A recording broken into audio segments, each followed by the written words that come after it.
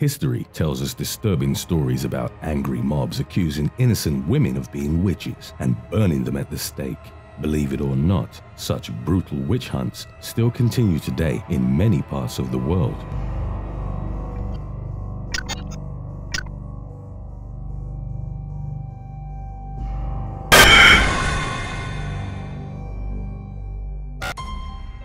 Number 5. ISIS. The ruthlessness of ISIS fighters is already well known. Since the beginning, their brutal tactics were already considered too extreme for even their parent group, Al-Qaeda, which resulted in the two groups breaking apart. Now having established their own self-proclaimed Islamic State in large areas of Iraq and Syria, they've added witch hunting to their list of cruel acts. In June 2005, ISIS reportedly beheaded 2 married couples in their Deir ez-Zor province of Syria for the crimes of sorcery and using magic for medicine. In both cases, the husband and wife were executed together. This was the first time that women had ever been documented being killed in such manner by the group.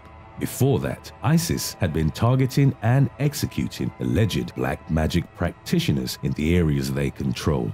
Victims in Syria include street performers and illusionists who entertain young children and passers-by. Caught doing their harmless stunts, the performers are dragged off to be beheaded in public squares. According to ISIS, even basic magic tricks and optical illusions are strictly forbidden by religion. They are considered forms of black magic, a condemned art that denies God's power. Another argument for their denunciation of magic tricks is that it is idle entertainment that keeps people away from prayers at the mosque. ISIS branches seem to be competing with each other to show off their ruthlessness. In May 2015, the group's Libyan franchise released images of a sorcerer being decapitated in the province of Barqa near Benghazi. Wearing an orange prisoner jumpsuit, the dark-skinned man was forced into confessing his crimes. An image of an Arabic manuscript, handwritten in blue ink, was shown as evidence, allegedly being some sort of spell. Another series of images were also released the same month, showing a victim being beheaded in the Iraqi province of Salahuddin.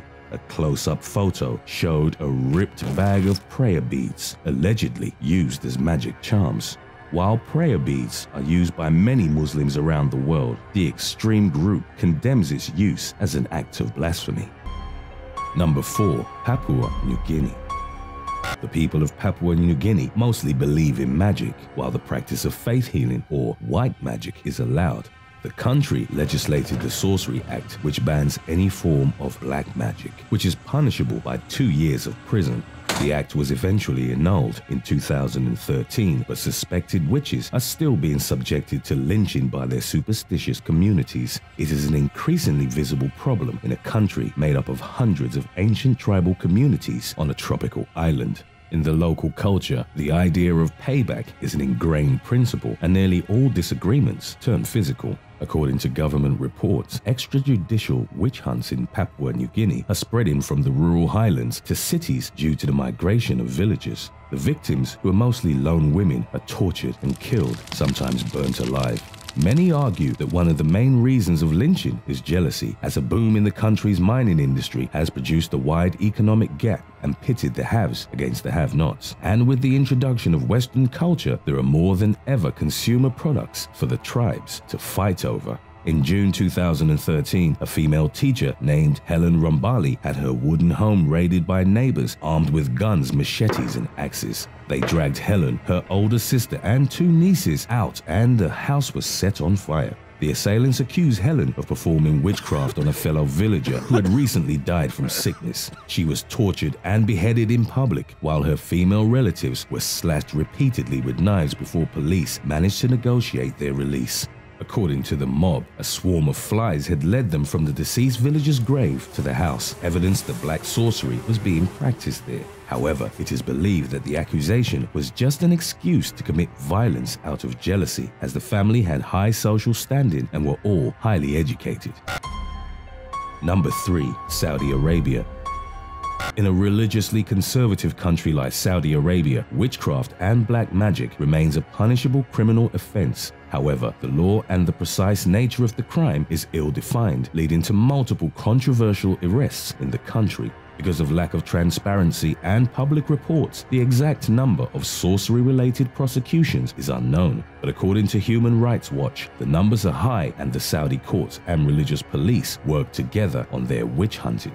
Recent years have seen a number of publicized cases. In November 2009, over 100 people were arrested around Mecca on accounts of practicing black magic and disrespecting the Quran, 3/4 of them being female. In 2006, a Saudi woman named Fawza Falaya made international headlines when authorities sentenced her to death by beheading for the crimes of witchcraft and recourse to jinn. She was trialed unfairly, was denied access to a lawyer, and was prosecuted on the basis of one man's allegation that she cursed him into being impotent. Fawza confessed after a month of repeated beatings, and because she was illiterate, the confession was signed with a thumbprint. Her execution was initially halted following international backlash, but in 2011, Saudi authorities reported that she had choked on her food and died in jail.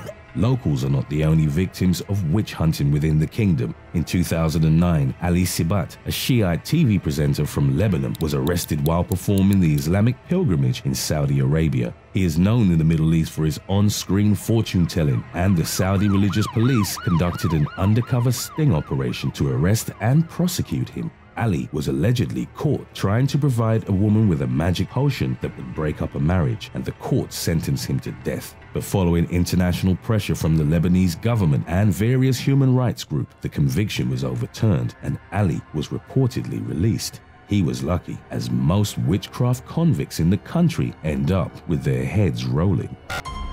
Number 2. Sub-Saharan Africa. The phenomenon of witch hunts in sub-Saharan African community is an ancient one, but still continues to this age. Witches are the most hated people in the society, as they are generally considered to be the epitome of evil and the cause of all misfortune, disease, and death. The problem is extremely serious and present in almost all countries in sub-Saharan Africa, as the region is rampant with poverty, disease, conflict, and lack of education.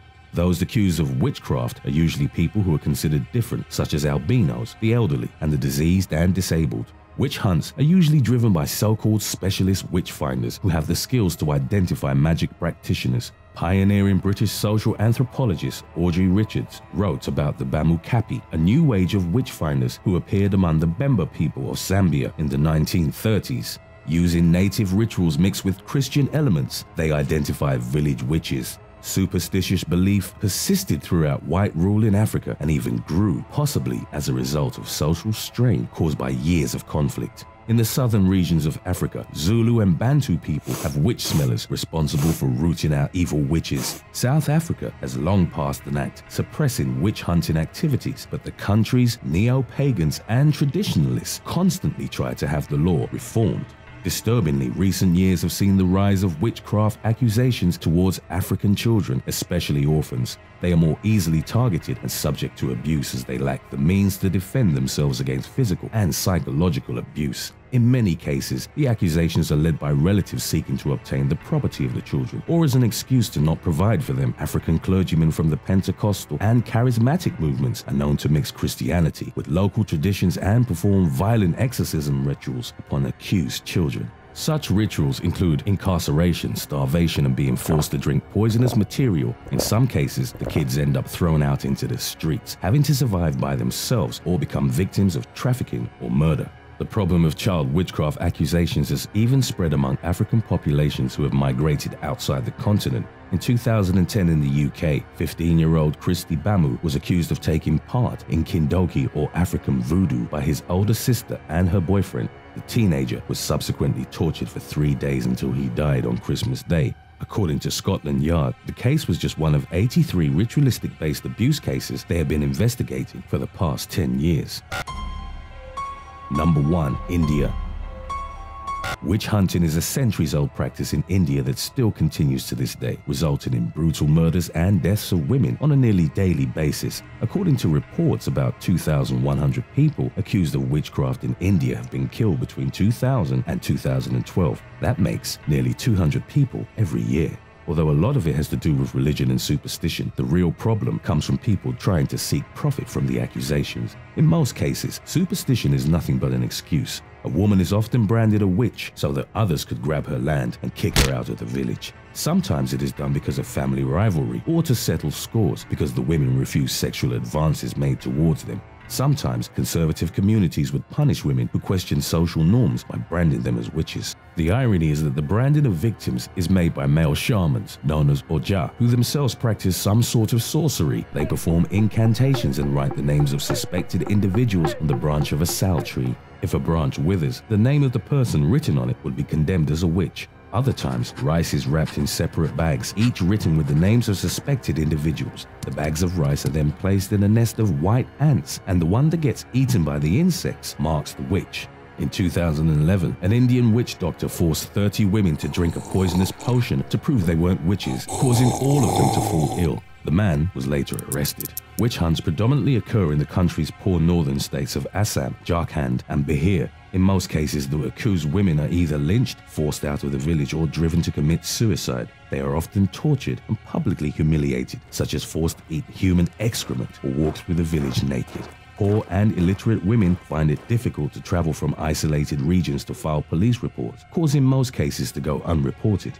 Overall, less than 2% of witch hunters in India are actually convicted. Similarly, neighboring Nepal also experiences the same problem, with low-caste women being the main targets.